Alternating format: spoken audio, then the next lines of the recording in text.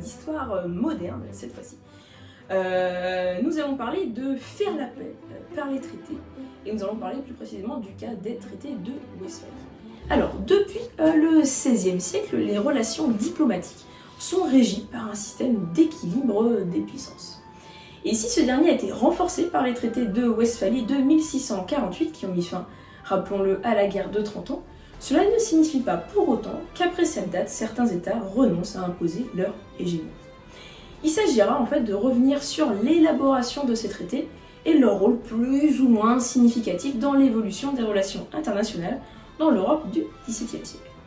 Alors, commençons tout d'abord, première question, comment ces traités ont-ils été élaborés? Alors, d'une part, il a fallu mettre en place un processus de négociation qui a débuté en fait dès 1643.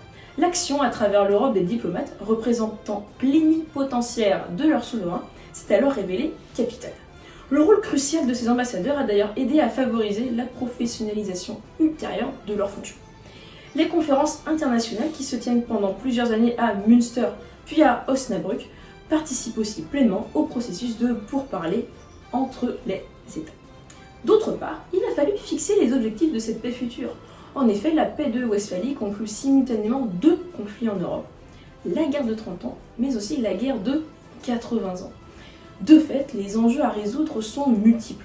Côté religieux, quel droit pour les protestants? Côté politique, quel rapport de force entre les princes et l'empereur? Côté géopolitique aussi, quelle place en Europe pour les grandes puissances telles que l'Espagne des Habsbourg? Alors nous allons maintenant voir l'autre partie, les traités de paix pour un nouvel ordre international. Il est important ici de bien appréhender l'impact réel des traités de Westphalie. Ils ne posent en effet pas véritablement les bases d'une diplomatie désormais fondée sur le droit, puisque la diplomatie a en fait toujours été fondée sur le droit. Il est donc nécessaire de bien nuancer la rupture représentée par les traités de 1648, rupture qui est souvent très exagérée. La réelle nouveauté induite par les traités de Westphalie, c'est en fait la mise en place du premier grand congrès multilatéral dans l'histoire de l'Europe. Les négociations ayant conduit au traité constituent en cela un modèle pour les congrès de paix multilatéraux futurs. Outre l'idée d'équilibre des puissances, les traités établissent l'inviolabilité de la souveraineté des États et la non-intervention. Ce point n'est pas une nouveauté, puisque la plupart des traités de paix depuis la fin du Moyen-Âge comportent ce principe de non-intervention.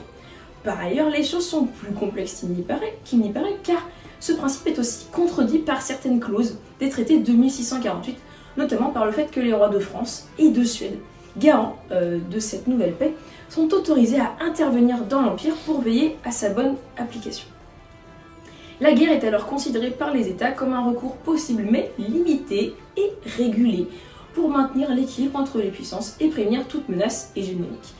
Là encore, rien de nouveau, étant donné que la paix de Vervins, établie en 1598, avait déjà commencé à instaurer cet esprit en Europe. Cette instauration de nouveaux principes internationaux basés sur le droit sont inspirés de réflexions menées par des penseurs des XVIe et XVIIe siècles, tels que Jean Bodin ou encore Hugo Grotius. Bodin, dans les 6 livres de la République, avait ainsi élaboré une théorie de souveraineté de l'État se caractérisant entre autres par son indépendance et sa reconnaissance par les États étrangers.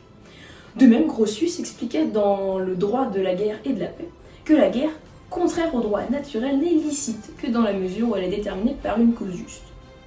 En somme, il ne serait pas correct de parler de naissance en Europe d'un ordre westphalien, puisque, comme je l'ai démontré précédemment, l'évolution, la nouveauté apportée par les traités de Westphalie ne sont finalement pas si significatifs que ça.